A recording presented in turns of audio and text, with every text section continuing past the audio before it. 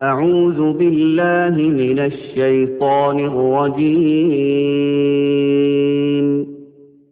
بسم الله الرحمن الرحيم. پچھلے جمعہ کو ہم نے یہ سنا تھا کہ اللہ کے پیارے نبی صلی اللہ علیہ وسلم کی تبوک سے جو واپسی ہوئی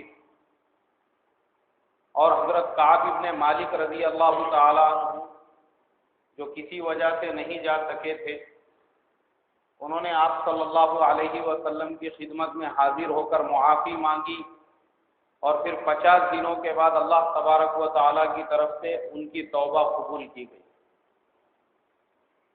اور یہ سنا تھا کہ اللہ کے پیارے نبی صلی اللہ علیہ وسلم نے عبداللہ ابن ابی ابن سلول جو منافقین کا سردار تھا، اس کا انتقال ہونے کے بعد اس کو اپنے ہاتھوں سے دفن کیا اور اس کے لیے استغفار کی دعا مانگی۔ یہ تمام واقعات سن 9 ہجری کے تھے۔ اب 10 ہجری کے واقعات ہمارے سامنے بیان ہوں گے۔ 10 ہجری کے جو واقعات ہیں ان میں سب سے پہلی چیز تو یہ ہے کہ تبوک سے واپسی کے بعد میں عرب میں جتنے بھی باقی قبیلے رہ گئے تھے جو ابھی تک مسلمان نہیں ہوئے تھے، ان کے دلوں پر مسلمانوں کی ایک ہیبت طاری ہو گئی اور وہ ایک ایک قبیلہ کر کے اللہ کے نبی صلی اللہ علیہ وسلم کی خدمت میں حاضر ہو کر مسلمان ہونے لگے۔ تمام قبیلے نجران، وہاں کے لوگ ابھی تک مسلمان نہیں ہوئے تھے، وہ بھی اللہ کے نبی صلی اللہ علیہ وسلم کی خدمت میں حاضر ہو کر مسلمان ہو گئے۔ اطراف کے جتنے بھی قبیلے تھے، اور میں نے یہ بھی بتایا تھا پچھلے ہفتے میں کہ اللہ تبارک و تعالی نے مشرکین کے حج کرنے پر بھی پابندی لگا دی تھی۔ اب تک وہ ہمیشہ حج کیا کرتے تھے، لیکن اگلے سال سے ان کا حج بھی اللہ نے منع کر دیا۔ اس لیے اب کسی کے لیے کوئی راستہ باقی نہیں رہا تھا سوائے اس کے کہ وہ مسلمان ہو جاتا۔ یہاں تک کہ عرب میں کچھ عیسائی بھی تھے۔ قبیلہ غسان میں، غسان کا ایک علاقہ تھا جو ملک شام کی حدود پر تھا، جہاں پہ تقریباً آبادی عیسائیوں کی تھی۔ وہ بھی اللہ کے نبی صلی اللہ علیہ وسلم کی خدمت میں حاضر ہوئے اور حاضر ہو کر انہوں نے اللہ کے نبی صلی اللہ علیہ وسلم کو بحث و مباحثے کے لیے پکارا اور یہ کہا کہ ہم آپ کے ساتھ میں مناظرہ کرنا چاہتے ہیں۔ اللہ کے نبی صلی اللہ علیہ وسلم نے کہا ٹھیک ہے، میں اس کے لیے تیار ہوں۔ اب وہ اللہ کے نبی صلی اللہ علیہ وسلم سے حضرت عیسیٰ علی نبینا علیہ السلام کے بارے میں سوالات کرنے لگے اور آپ صلی اللہ علیہ وسلم ان کا جواب دینے لگے۔ تو اللہ تبارک و تعالی نے سورہ آل عمران کو نازل کیا۔ سورہ آل عمران جو ہے، اس میں شروع کی تمام آیتوں میں اللہ تبارک و تعالی نے حضرت عیسیٰ علیہ السلام کے پورے واقعے کو بیان کیا ہے، اور اسی میں یہ کہا ہے اللہ تبارک و تعالی نے کہ حضرت عیسیٰ علی نبینا علیہ السلام وہ اللہ تبارک و تعالی کے بندے ہیں۔ جیسے حضرت آدم علیہ السلام اللہ کے بندے ہیں، ویسے ہی اللہ حضرت عیسیٰ علیہ السلام بھی بندے، کمثل آدم۔ اللہ نے کہا وہ بھی آدم کے جیسے، اور جیسے ہم نے آدم علیہ السلام کو مٹی سے بنایا تھا، ویسے ہی حضرت عیسیٰ علیہ السلام کو بھی مٹی سے ہی بنایا ہے۔ عیسائی اس بات کو ماننے کے لیے تیار نہیں ہوئے۔ انہوں نے کہا کہ نہیں، حضرت عیسیٰ علیہ السلام تو اللہ کے بیٹے تھے۔ آپ صلی اللہ علیہ وسلم نے کہا کہ نہیں، قرآن میں جب اللہ نے کہہ دیا کہ وہ بندے تھے تو بندے ہی تھے۔ اب اس کے بعد میں آپ صلی اللہ علیہ وسلم نے ان تمام عیسائیوں کو مباہلے کے لیے پکارا۔ اس کا بھی ذکر ہے سورہ آل عمران میں۔ مباہلہ کیا ہوتا تھا؟ مباہلہ یہ ہوتا تھا اللہ کے نبی صلی اللہ علیہ وسلم نے ان عیسائیوں سے کہا کہ چلو تم سارے کے سارے عیسائی مدینے کے باہر ایک میدان میں، اور میں اپنے سارے خاندان کے ساتھ چلتا ہوں، میری بیٹی حضرت فاطمہ رضی اللہ تعالی عنہ، میرے نواسے حضرت امام حسن والحسین رضی اللہ عنہما، میرے داماد حضرت علی کرم اللہ وجہہ، یہ میرا پورا گھرانہ ہے، ہم بھی سب چلتے ہیں میدان میں، تم بھی چلو۔ اور اللہ تبارک و تعالیٰ سے دونوں مل کر یہ دعا کریں گے کہ اے اللہ جو حق پر ہے اس کو باقی رکھ، اور جو ناحق ہے آسمان سے ایک آگ برسا اور اس کو ختم کر دی، اس کو جلا کر راکھ کر دی۔ تو عیسائی ڈر گئے، اس لیے کہ وہ جانتے تھے اللہ کے پیارے نبی صلی اللہ علیہ وسلم اللہ کے سچے اور پکے رسول اور نبی ہیں، لیکن چپ، ان کو آپ صلی اللہ علیہ وسلم کو ستانے کا تھا، پریشان کرنے کا تھا۔ ہمارے زمانے میں بھی بہت سارے لوگ ہوتے ہیں ایسے کہ بلا وجہ ان کو مسئلے مسائل پوچھنے کی کھجلی ہوتی ہے، امتحان لینے کے واسطے میں دیکھنے کا بھی کتنی معلومات ہے حضرت کو، یا بہت سارے لوگ دوسروں سے بھی سوالات کرتے ہیں کہ امتحان لینے کے لیے کہ ان کو معلوم ہے کیا نہیں ہے۔ تو ایسے ہی اللہ کے نبی کے زمانے میں وہ جو عیسائی تھے ان کو پتا تھا کہ یہ اللہ کے سچے اور پکے رسول ہے، اگر یہ ہاتھ اٹھا کر دعا کریں گے تو آسمان سے آگ آئے گی اور وہ ہم کو نگل لیں گی، تو اس لیے انہوں نے انکار کر دیا، اور اللہ کے نبی صلی اللہ علیہ وسلم نے ان کو واپس بھیج دیا، وہ چلے گئے۔ اللہ کے نبی نے ان کے سامنے لیکن یہ بات رکھی کہ دیکھو اب تمہارے لیے دو راستے ہیں، یا تو مسلمان ہو جاؤ کیونکہ میں نے تمہارے سامنے مباہلے کی پیشکش کر دی، یا تو مسلمان ہو جاؤ یا پھر مباہلہ کرو میدان میں اتر کر۔ انہوں نے کہا نہیں ہم نہیں کر سکتے۔ پھر تیسری چیز یہ کہی کہ ٹھیک ہے اب مسلمان ہو جاؤ، بولے ہم مسلمان بھی نہیں ہو سکتے۔ پھر آپ نے یہ کہا کہ جزیہ دینے کے لیے تیار رہو، اس کے علاوہ تمہارے پاس کوئی راستہ نہیں ہے، بولے ہم اس کے لیے تیار ہیں۔ آپ صلی اللہ علیہ وسلم نے حضرت ابو عبیدہ ابن الجراح رضی اللہ تعالیٰ عنہ کو ان کے ساتھ بھیجا کہ جاؤ ان کو اسلام سکھاؤ۔ وہ گئے ان کے ساتھ، کئی دنوں تک ان کے ساتھ میں رہے، اور ان کے اخلاق اور اسلام کی تعلیمات دیکھ کر وہ جو وہاں کے لوگ تھے، جو لوگ آئے تھے یہ مقابلہ کرنے کے لیے، جب یہ منہ کی کھا کے وہاں پہ واپس چلے گئے تو گاؤں کے جو لوگ تھے، اس قبیلے کے، بستی کے، غسان کے جو لوگ تھے، ان تمام لوگوں نے ان آنے والے لوگوں سے یہ کہا کہ بتاؤ کیا ہوا۔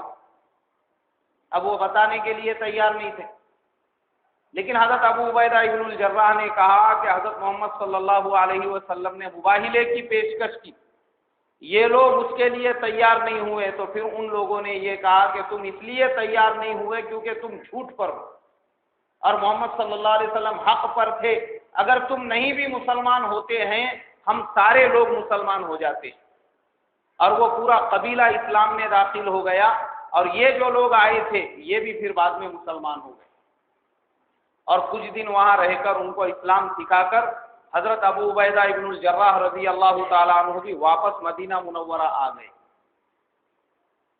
اب ذی القعدہ کا مہینہ آیا، اللہ کے نبی صلی اللہ علیہ وسلم نے ارادہ فرمایا حج کرنے کا، اور آپ صلی اللہ علیہ وسلم روانہ ہو گئے حج کے ارادے سے۔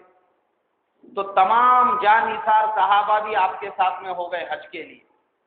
یہ آپ کے زندگی کا پہلا اور آخری حج تھا، اور پھر آپ صلی اللہ علیہ وسلم جیسا جیسا آگے بڑھتے رہے، اطراف کے قبیلے آپ صلی اللہ علیہ وسلم کے ساتھ میں جڑتے گئے، اور پہنچتے پہنچتے جب مکہ مکرمہ آپ صلی اللہ علیہ وسلم پہنچ گئے، کتابوں میں لکھا ہوا ہے کہ تعداد 1,24,000 تک پہنچ گئی تھی۔ آپ صلی اللہ علیہ وسلم نے قیام فرمایا، حج کے ارکان شروع ہو گئے۔ آپ صلی اللہ علیہ وسلم جیسے ہی حج کے دن شروع ہو گئے، آپ صلی اللہ علیہ وسلم 8 تاریخ کو صبح میں فجر پڑھ کے فوراً مینا کی طرف روانہ ہو۔ مینا میں آپ صلی اللہ علیہ وسلم کا جہاں خیمہ لگایا گیا تھا، آج وہاں پہ بہت بڑی مسجد ہے، اس کا نام ہی مسجد خیف ہے۔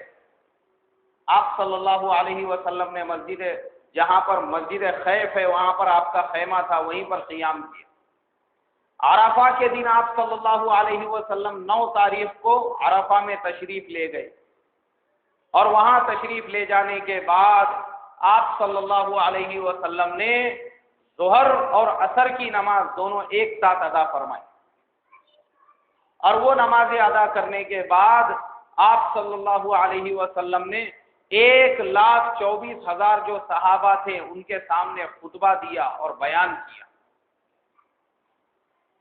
وہ جو خطبہ ہے اس خطبے کو حجۃ الوداع کا خطبہ کہتے ہیں، اور یہ آپ صلی اللہ علیہ وسلم کا آخری خطبہ تھا جو آپ صلی اللہ علیہ وسلم نے اس وقت میں اتنی بڑی تعداد کے سامنے دیا تھا۔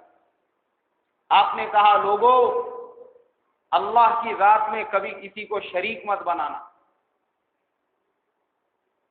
توحید کی تعلیم دی، اور پھر اس کے بعد میں کہا کہ لوگوں، میں تم لوگوں کو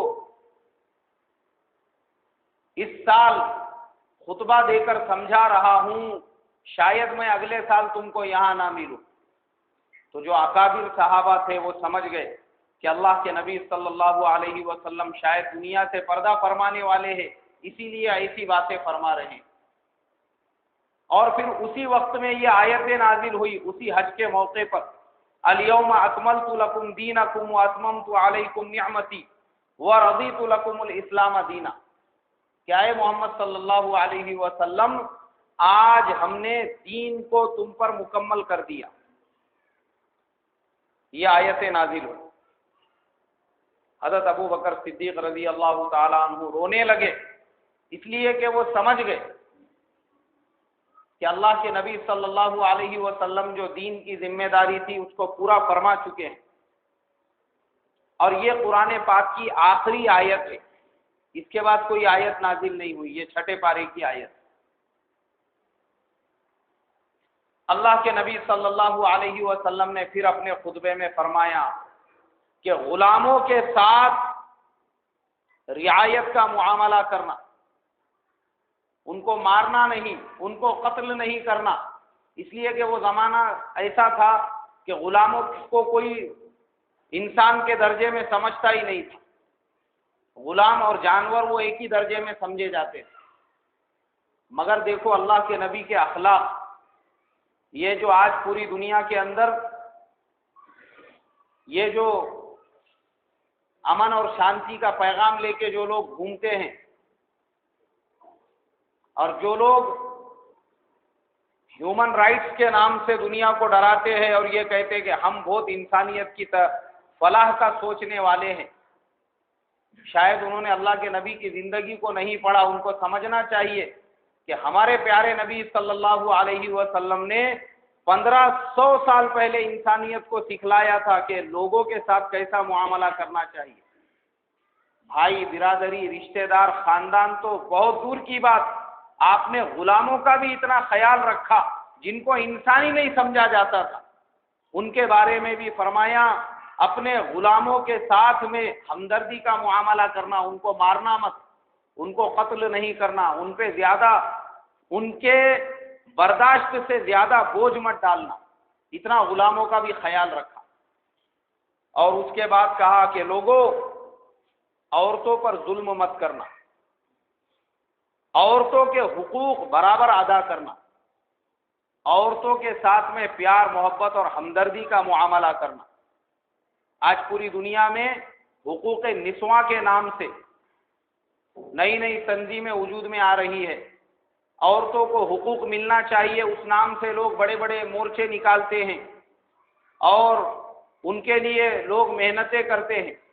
انہی عورتوں کو اپنے فیکٹریوں میں، اپنے کمپنیوں میں، اپنے کارخانوں میں، اپنے آفسوں میں جانوروں کی طرح سے رابنے لگاتے ہیں، اور بعد میں انہی کے حقوق کا بورڈ لے کے روڈ پہ، راستے پہ نکلتے ہیں اور انٹرویو دیتے ہیں۔ انہی عورتوں کو ننگا کر کے ٹی وی اور اخباروں کے اندر نچاتے ہیں، اور بعد میں انہی عورتوں کی حفاظت کے اوپر لیکچر ٹھوکتے ہیں۔ اور ہمارے پیارے نبی صلی اللہ علیہ وسلم نے 1500 سال پہلے کہہ دیا، اور اسلام کو بدنام کرتے ہیں کہ مسلمانوں نے عورتوں پر بہت ظلم کیا، جو ان کو گھروں کے اندر بند کر کے رکھ دیا۔ حالانکہ ہمارے اسلام نے 1500 سال پہلے وہ حقوق دیے جو آج بھی دنیا کے بڑے بڑے ملکوں میں عورتوں کو وہ حقوق نہیں ملے ہوئے۔ ہمارے نبی صلی اللہ علیہ وسلم نے کہا عورتوں کے ساتھ ہمدردی کا معاملہ کرنا۔ اس لیے دیکھو آپ کہ عورتوں کو کتنے حقوق ملے، جتنا مرد کو حق ہے اتنا ہی اسلام میں عورت کو بھی حق ہے۔ کسی اور دھرم میں شادی کے وقت میں عورت کی اجازت ضروری نہیں ہے، کسی اور ملک کے قانون میں شادی کے وقت عورت کی اجازت ضروری نہیں ہے، مگر اسلام میں جب تک عورت، اس لیے پہلے عورت سے ایجاب کرایا جاتا، بعد میں مرد قبول کرتا۔ جو مہر سنانے کے لیے جاتے ہیں 2 گواہ اور وکیل صاحب، اگر وہ عورت یہ انکار کر دے کہ مجھے اس مرد سے شادی نہیں کرنا ہے، تو پورے دنیا کے مفتی مل کر، علماء مل کر اس عورت کا نکاح نہیں لگا سکتے، اس کو منظوری نہیں ہے۔ اگر وہ یہ کہہ دے کہ مجھے یہ شادی قبول نہیں ہے، اتنا اسلام نے عورت کو حق دیا کہ پہلے عورت کو پوچھا جاتا ہے جا کر، اور اگر وہ یہ کہے کہ یہ جو مہر ہے 2500 روپیے 1500 روپیے، یہ کیا مرغی خریدنے کے واسطے آئے ہوئے ہیں کیا؟ نہیں، 1500 روپے میں ان کو 5.5 فٹ کی عورت ہونا ان کو۔ اور وہ عورت اگر یہ بول دے کہ مجھے 1.5 لاکھ سے کم مہر قبول نہیں ہے، تو اتنا دینا پڑے گا، نہیں تو نکاح نہیں ہوگا۔ اتنا حق دیا ہے، مگر بیچاری ہمارے گھر کی عورتیں، ہماری بیٹیاں بیچاری بھولی بھالی، ان کو یہ مسائل معلوم ہی نہیں۔ ان کو بتانا چاہیے کہ تمہارا حق ہے یہ کہ تم جتنا مہر کہو گی اتنے پہ ہی نکاح ہوگا۔ عورت اگر انکار کر دے میرے کو یہ 786 اور یہ 1500 اور 2000 اور 2500 کا مہر مجھے نہیں چاہیے، اور ایسا ہو رہا ہے جن عورتوں کو یہ مسائل معلوم ہیں۔ ایک نوجوان نے میرے سے مسئلہ پوچھا، اتر پردیش کا رہنے والا ہے، لیکن میرے اچھے تعلقات ہیں، تو مجھے فون کر کے میرے سے مسئلہ پوچھا۔ بولے مولانا صاحب ایک جگہ میرا رشتہ طے ہوا، جہاں میرا رشتہ طے ہوا ہے لڑکی والے کہتے ہیں کہ 10 تولے سونا دینا پڑے گا تو ہی ہم نکاح کریں گے مہر کے اندر۔ میری اتنی استطاعت نہیں ہے، میری طاقت نہیں ہے، میں نہیں دے سکتا ہوں۔ تو بولے یہ میرے اوپر ظلم نہیں ہے شریعت میں؟ میں نے کہا کہ تیرے کو کیا رسیوں سے بند کے ڈالے، منڈوے میں کھینچ کے لے جا رہے، زبردستی کے نہیں تیرے کو دینا پڑے گا؟ یہ ظلم تھوڑی ہے۔ یہ تو لڑکی والے ماں بول رہے ہیں کہ بھائی تیرے کو پڑتا تو ٹھیک ہے، نہیں پڑتا تو کوئی مسئلہ نہیں ہے، تو دے سکتا ہے، ٹھیک ہے۔ بعد میں انہوں نے لڑکی سے بات کی، لڑکی جو لڑکے والے تھے اس نے مجھ سے مسئلہ یہ پوچھا، بولے تھوڑے دن کے بعد اور کہ بولے وہ 10 تولے سے، ابھی جب لڑکی کے پاس مسئلہ آیا تو اس نے کہا کہ ٹھیک ہے 5 تولے ان کو معاف کر دیں گے، کم سے کم 5 تولے تو مہر ہونا چاہیے، اس سے کم پہ میں نکاح نہیں کروں گی۔ اور یہ لڑکا پریشان کہ بولے مجھے نکاح کرنا ہے تو اسی گھرانے میں کرنا ہے، اور وہ ماننے کو تیار نہیں ہے۔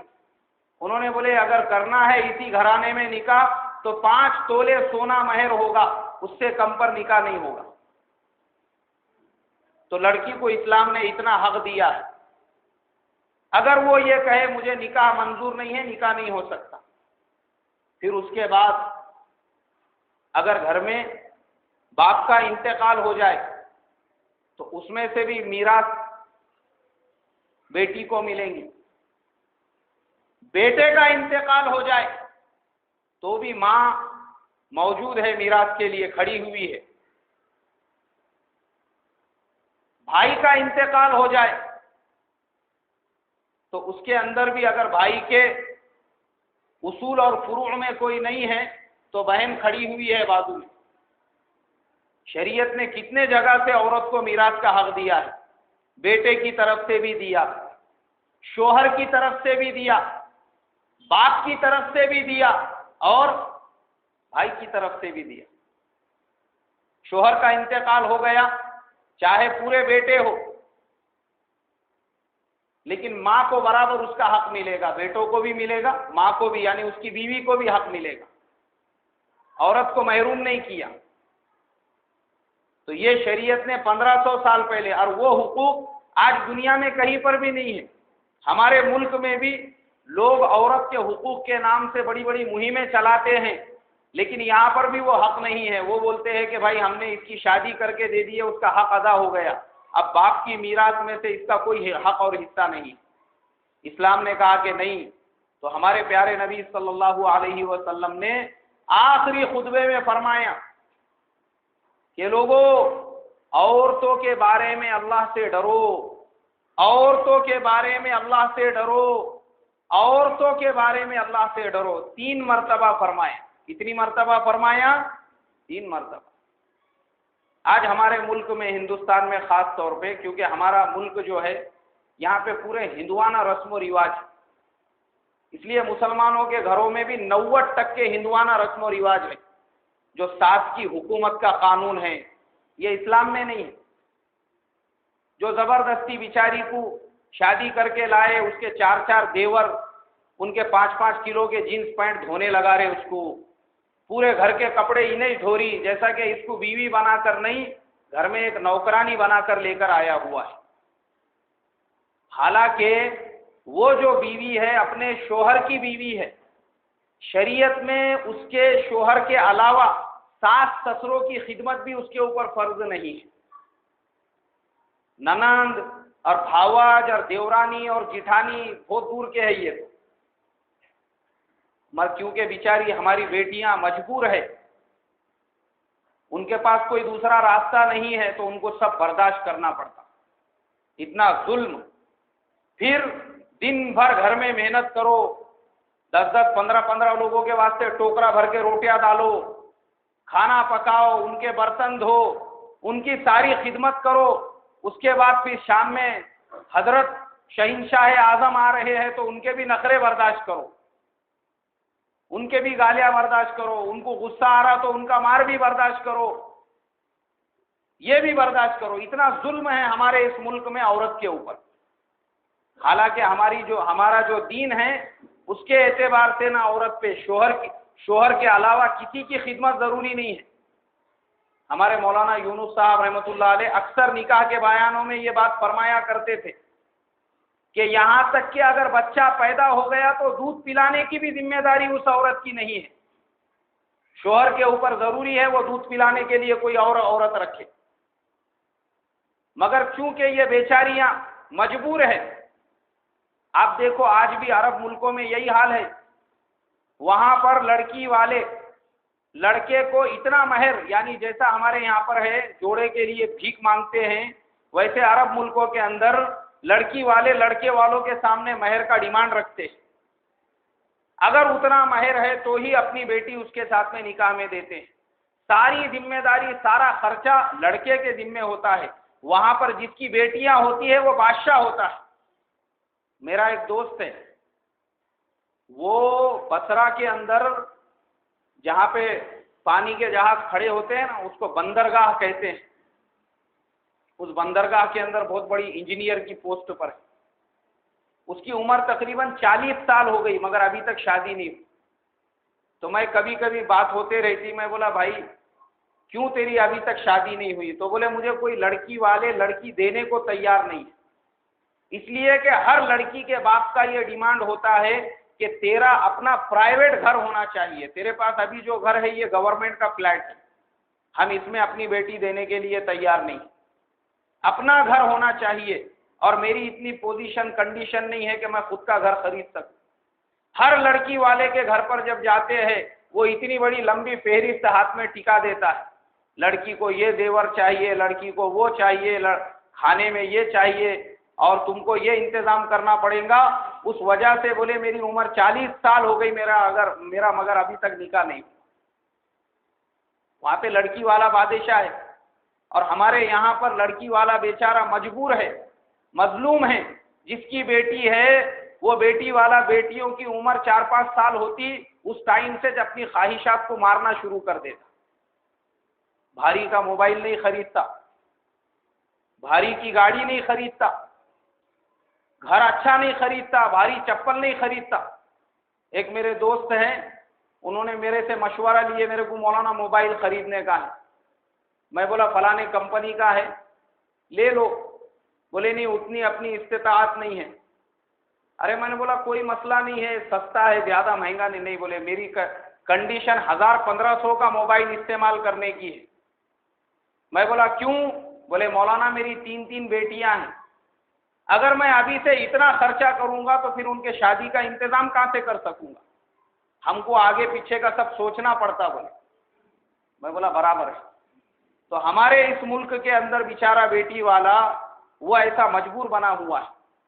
لیکن میں ہمیشہ یہ کہتا ہوں کہ بیٹی والے نے اپنے آپ کو مجبور نہیں سمجھنا چاہیے، اس نے اللہ تبارک و تعالیٰ سے دعا کر کے اپنے آپ کو طاقتور یہ بنانا چاہیے، اور اپنے دل میں یہ عزم اور ارادہ کرنا چاہیے کہ جو بھی لڑکے والا آئے گا اگر وہ بھیک مانگے گا میں اپنی بیٹی اس کو نکاح میں نہیں دوں گا، یہ اس نے کنڈیشن رکھنا چاہیے۔ تو اللہ تبارک و تعالیٰ ضرور اس کے مسئلے کو حل کریں گا۔ اپنے آپ کو کمزور نہیں سمجھنا چاہیے۔ تو ہمارے پیارے نبی صلی اللہ علیہ وسلم نے کیا فرمایا آخری خطبے میں؟ عورتوں کے ساتھ حقوق کا معاملہ کرو، عورتوں پر ظلم مت کرو، اور 3 مرتبہ یہ بات فرمائی۔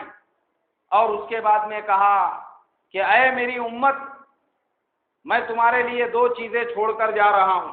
ترکت فیکم امرین، کتاب اللہ و سنت رسولی، یہ ایک اللہ تبارک و تعالیٰ کی کتاب ہے، اور دوسرے میری زندگی ہے۔ ان دونوں پر عمل کرنا، اگر تم ان دونوں پر عمل کرتے رہو گے تو کامیابی تم کو ملے گی۔ اور وہ حج مکمل ہونے کے بعد اللہ کے پیارے نبی صلی اللہ علیہ وسلم نے مدینہ منورہ کی طرف واپسی کا سفر اختیار کیا تو سن 11 ہجری شروع ہو چکے تھے، یعنی آپ صلی اللہ علیہ وسلم کو مدینہ منورہ میں تقریباً 10 سال مکمل ہو چکے تھے۔ اب آپ صلی اللہ علیہ وسلم جب مدینے کی طرف روانہ ہوئے تو راستے میں آپ کو بخار محسوس ہوا، اور آپ کہنے لگے کہ یہ اس زہر کا نتیجہ ہے جو ایک یہودی عورت نے خیبر سے واپسی پر آپ صلی اللہ علیہ وسلم کی دعوت کی تھی، اور آپ کو ایک بھنی ہوئی بکری میں زہر ڈال کر آپ کو کھلانے کی کوشش کی تھی۔ آپ صلی اللہ علیہ وسلم نے اس کا لقمہ توڑ کر جب اپنے منہ میں ڈالا، اس لقمے میں سے آواز آئی تھی کہ اے محمد صلی اللہ علیہ وسلم، اس میں زہر ملایا گیا ہے۔ تو آپ صلی اللہ علیہ وسلم کو اس وقت کوئی نقصان نہیں پہنچا، لیکن آپ یہ کہتے تھے کہ یہ بخار اسی زہر کا اثر ہے، کیونکہ ایک لقمہ تو آپ کھا چکے تھے۔ آپ کی طبیعت بگڑنے لگی۔ آپ صلی اللہ علیہ وسلم جیسی مدینہ منورہ میں پہنچے، آپ صلی اللہ علیہ وسلم آرام کرنے لگے، بخار کی شدت بڑھنے لگی، بخار کبھی بہت زیادہ ہوتا تو کبھی بالکل ختم ہو جاتا، اور زیادہ آپ صلی اللہ علیہ وسلم کی طبیعت بگڑنے لگی تو آپ صلی اللہ علیہ وسلم نے حضرت ابو بکر صدیق رضی اللہ تعالیٰ عنہ کو حکم دیا کہ تم میری جگہ پر امامت کی ذمہ داری سنبھالو۔ حضرت ابو بکر صدیق رضی اللہ تعالیٰ عنہ نے کہا اے اللہ کے نبی، میرا دل نرم ہے، میں رقیق القلب ہوں، اتنی بڑی ذمہ داری میں نہیں ادا کر سکتا۔ آپ صلی اللہ علیہ وسلم نے کہا کہ نہیں، یہ میرا حکم ہے، تم کو اس کو ادا کرنا پڑے گا۔ اب حضرت ابو بکر صدیق رضی اللہ تعالیٰ عنہ امامت کرنے لگے۔ صحابہ اکرام رضوان اللہ تعالیٰ علیہم اجمعین آتے، جوق در جوق آتے، اور اللہ کے پیارے نبی صلی اللہ علیہ وسلم کی زیارت کرتے۔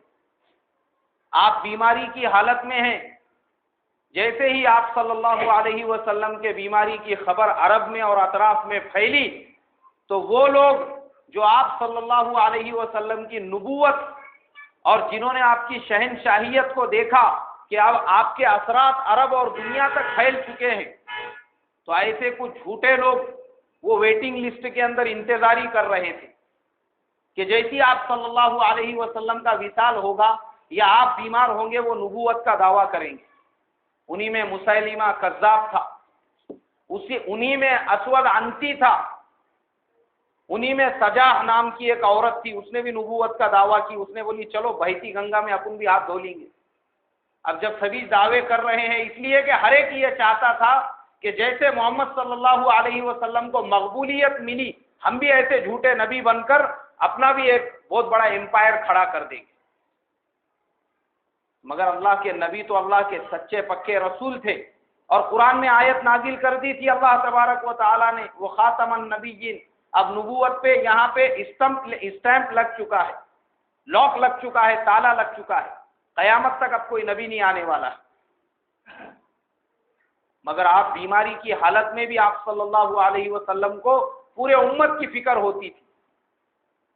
آپ صلی اللہ علیہ وسلم کو جب پتا چلا کہ آپ کے بیماری کی خبر سن کر روم کے بادشاہ نے واپس عرب کے اوپر حملہ کرنے کی تیاری کی ہے، آپ صلی اللہ علیہ وسلم نے ایک پورا لشکر ترتیب دیا، اور حضرت اسامہ ابن زید رضی اللہ تعالیٰ عنہ کو، جن کی عمر اس وقت صرف 17 سال تھی، ان کو اس لشکر کا امیر بنایا، اور کہا کہ جاؤ جا کے روم کے اس لشکر کا مقابلہ کرو جنہوں نے تمہارے والد حضرت زید ابن حارثہ کو شہید کیا تھا، اور کہا میرے نظروں کے سامنے یہ لشکر فوراً روانہ ہو جائے۔ دیکھو دین کی کیسی فکریں تھی، بیماری میں ہے، وفات کا وقت بالکل قریب ہے، کھڑے نہیں ہو سکتے ہیں، نماز پڑھانے کا حکم حضرت ابوبکر صدیق رضی اللہ تعالیٰ عنہ کو دے چکے ہیں، اس کے باوجود پیارے نبی صلی اللہ علیہ وسلم نے صحابہ کو اپنے پاس رکنے اور اپنی خدمت کرنے کا حکم نہیں دیا، بلکہ دین کا تقاضا آیا فوراً روانہ کر دیا مدینے سے باہر۔ صحابہ اکرام نکلے مدینے کے باہر، تھوڑے دور پر جا کر پورے لشکر کو ٹھہرنے کا حکم دے دیا، کہا کہ نہیں، اللہ کے نبی صلی اللہ علیہ وسلم کی طبیعت ناساز ہے، ہم لوگ یہی رہیں گے اور آپ صلی اللہ علیہ وسلم کے حالات دیکھتے رہیں گے طبیعت کے، اور جب آپ کو افاقہ ہو جائے گا، پوری طرح سے صحت یاب ہوں گے، پھر ادھر سے ادھر ہی روانہ ہو جائیں گے۔ مگر آپ کی طبیعت تو دن بدن بگڑ رہی تھی۔ جس دن آپ صلی اللہ علیہ وسلم کا وصال ہوا، اس رات کو یہ عالم تھا کہ آپ صلی اللہ علیہ وسلم کے گھر میں جلانے کے لیے چراغ میں تیل بھی نہیں تھا۔ دونوں عالم کے سردار، آفتاب و ماہتاب، ہدایت کا نور جنہوں نے پوری دنیا میں عام کیا، ان کے گھر کا یہ عالم کہ گھر میں جلانے کے لیے چراغ میں تیل بھی نہیں۔ ماں عائشہ رضی اللہ تعالی عنہا ایک یہودی عورت کے پاس گئی اور اس سے ادھار تیل مانگ کر لے کر آئی۔ اب مرض بڑھتا گیا۔ جس دن آپ کا وصال ہوا 12 ربیع الاول سن 11 ہجری اور پیر کا دن تھا۔ آپ صلی اللہ علیہ وسلم کی طبیعت میں تھوڑی سی بشاشت پیدا ہو گئی، چہرہ بالکل کھل گیا۔ آپ صلی اللہ علیہ وسلم نے موت کے فرشتے سے یہ کہا، موت کا فرشتہ جب آیا روح کے کھینچنے کے لیے، آپ نے کہا کہ میں جانتا ہوں میرا دنیا سے جانے کا وقت ہے، لیکن آخری مرتبہ اپنی امت کو دیکھنا چاہتا ہوں، اپنی امت سے ملنا چاہتا ہوں۔ دیکھو امت سے اتنی محبت ہے، کیا امت کو بھی اتنی محبت ہے نبی صلی اللہ علیہ وسلم سے؟ ہم تو جھوٹے دعوے دار ہیں صرف محبت کے، لیکن آپ کو اتنی محبت تھی۔ آپ صلی اللہ علیہ وسلم اٹھے، مسجد میں تشریف لائے، صحابہ اکرام بے حد خوش ہو گئے۔ فجر کی نماز چل رہی تھی مسجد میں، حضرت ابوبکر صدیق رضی اللہ تعالیٰ عنہ نے ارادہ کیا پیچھے ہٹنے کا، آپ نے کہا نہیں، مصلی پہ جمے رہو، اور ایک طرف بیٹھ کے آپ صلی اللہ علیہ وسلم نے نماز ادا کی۔ نماز مکمل ہونے کے بعد پھر صحابہ کو خطاب کیا اور کہا کہ میرے صحابہ، عورتوں کے بارے میں اللہ سے ڈرو، پھر یہی حکم دیا اور کچھ نصیحتیں کی، اور اس کے بعد آپ صلی اللہ علیہ وسلم صحابہ کو حکم دیا جاؤ اب اپنے اپنے گھروں پہ جاؤ، اس لیے کہ بہت سارے صحابہ آپ کی طبیعت ناساز تھی، اس وجہ سے مسجد نبوی میں ہی پڑاؤ ڈال کے بیٹھے ہوئے تھے۔ مگر جب سب نے دیکھا کہ اب تو آپ کا چہرہ بالکل کھلا ہوا ہے، سب اپنے اپنے گھروں پر تشریف لے گئے۔ اور اللہ کے پیارے نبی صلی اللہ علیہ وسلم اپنے حجرے میں تشریف لے گئے. موت کا فرشتہ قریب آیا. آپ صلی اللہ علیہ وسلم بار بار ایک پیالے میں پانی تھا وہ پیالے میں اپنے ہاتھ کو ڈبوتے اور چہرے پہ ملتے اور اللہ تبارک و تعالیٰ سے دعا کرتے کہ اے اللہ موت کے سختی میں میری مدد فرما. اللہم اعنی فی سکرات الموت. اور اللہ تبارک و تعالیٰ اللہ کے نبی صلی اللہ علیہ وسلم نے موت کے فرشتے سے یہ کہا کہ اے فرشتے جو روح نکالنے کی تکلیف ہے کیا وہ میری پوری امت کو ہوگی؟ اس نے جواب دیا کہ ہاں آپ کی امت کو بھی ایسے ہی تکلیف ہوں گی. آپ صلی اللہ علیہ وسلم نے کہا تو پھر میں یہ چاہتا ہوں کہ میری ساری امت کو جو تکلیف ہوں گی وہ پوری تکلیف آج تو مجھے دے دے. میں یہ نہیں چاہتا کہ میری امت کو بھی ایسے ہی تکلیف. اور اس کے بعد موت کے فرشتے نے آپ صلی اللہ علیہ وسلم کی روح کو قبض کرنا شروع کیا. آپ صلی اللہ علیہ وسلم اس دنیا سے پردہ فرما گئے. جیسے ہی آپ صلی اللہ علیہ وسلم کے پردہ فرمانے کی خبر باہر پہنچی حضرت عائشہ رضی اللہ تعالی عنہا روتی ہوئی عورتوں کے پاس گئی اور باقی امہات المومنین کے پاس گئی. پھر رونا دھونا جب شروع ہوا اس کے بعد باہر جو صحابہ تھے ان کو بھی پتا چلا وہ سب دوڑے ہوئے آئے. حضرت ابو بکر صدیق وہ اپنے گھر پہ گئے ہوئے تھے اس لیے کہ صبح میں آپ کا چہرہ کھلا ہوا تھا تو سب صحابہ گھروں پر چلے گئے. حضرت عمر فاروق رضی اللہ تعالیٰ عنہ کو جب پتا چلا تو ننگی تلوار وہ اپنے ہاتھ میں لے کر نکل گئے اور کہنے لگے کہ جو منافق یہ کہے گا اللہ کے نبی صلی اللہ علیہ وسلم کا وصال ہو گیا ہے میں اس کی گردن کاٹ دوں گا. آپ صلی اللہ علیہ وسلم تو اللہ سے ملاقات کے لیے گئے ہیں. جیسے حضرت موسیٰ علیہ السلام 40 دن کے لیے گئے تھے ایسے ہی اللہ کے نبی صلی اللہ علیہ وسلم گئے ہوئے ہیں. آپ تو واپس آنے والے. صحابہ بالکل پریشان حال تھے. جو جس حالت میں تھا اسی حالت میں بیٹھا ہوا تھا. حضرت ابو بکر صدیق رضی اللہ تعالیٰ عنہ تشریف لائے خطبہ دیا اور کہا لوگوں اپنے آپ کو سنبھالو. اللہ نے قرآن میں کیا کہا ہے وما محمد الا رسول قد خلت من قبلہ الرسل. محمد صلی اللہ علیہ وسلم بھی اللہ کے ایک رسول ہے جیسے ان سے پہلے اللہ نے رسول بھیجے تھے. افئن مات اگر وہ دنیا سے پردہ فرما جائے تو کیا تم لوگ ایمان سے پھر جاؤ گے؟ لوگ سنبھل گئے. تب ان کو یقین ہوا کہ نہیں اللہ کے نبی صلی اللہ علیہ وسلم کا وصال ہو چکا ہے. اب مشورہ ہونے لگا سرکار دو عالم صلی اللہ علیہ وسلم کو کہاں دفن کیا جائے. تو حضرت ابو بکر صدیق رضی اللہ تعالیٰ عنہ نے کہا میں نے اللہ کے پیارے نبی صلی اللہ علیہ وسلم سے سنا تھا کہ نبی کا جہاں انتقال ہوتا ہے ان کو وہیں پر دفن کیا جاتا ہے. تو آپ صلی اللہ علیہ وسلم جہاں پر آرام فرما رہے تھے اس جگہ سے آپ کو تھوڑا پیچھے لیا گیا اور اس جگہ پر صحابہ اکرام میں سے حضرت ابو طلحہ رضی اللہ تعالیٰ عنہ نے قبر کھودنا شروع کر دی. حضرت علی کرم اللہ وجہہ، حضرت عباس رضی اللہ تعالیٰ عنہ، حضرت عبداللہ ابن عباس رضی اللہ تعالیٰ عنہ بچے تھے وہ یہ روایت بیان کرتے ہیں کہ میرے والد حضرت عباس، میرے بھائی فضل اور میرے دوسرے بھائی قسم اور حضرت علی ان چاروں نے مل کے آپ صلی اللہ علیہ وسلم کو غسل دینا شروع کیا. اختلاف ہوا آپس میں کہ آپ صلی اللہ علیہ وسلم کو کپڑوں کے ساتھ غسل دیا جائے یا کپڑے نکال کر غسل دیا جائے. تو سب پر غشی طاری ہو گئی اور گھر کے کونے میں سے آواز آئی کہ نبیوں کو کپڑوں کے ساتھ میں غسل دیا جاتا ہے. حضرت علی کرم اللہ وجہہ نے آپ صلی اللہ علیہ وسلم کو اپنی گود میں لیا اور پانی ڈالنے لگے اور ان چاروں نے مل کے پیارے نبی صلی اللہ علیہ وسلم کو غسل دینا جاری رکھا. تو ایک صحابی تھے ان کا نام حضرت قشران تھا. وہ کہنے لگے کہ میں بھی یہ تبرک حاصل کرنا چاہتا ہوں، میں بھی اپنے ہاتھوں سے پیارے نبی صلی اللہ علیہ وسلم کو غسل دینا چاہتا ہوں. وہ بھی آئے اور غسل میں شریک ہو گئے.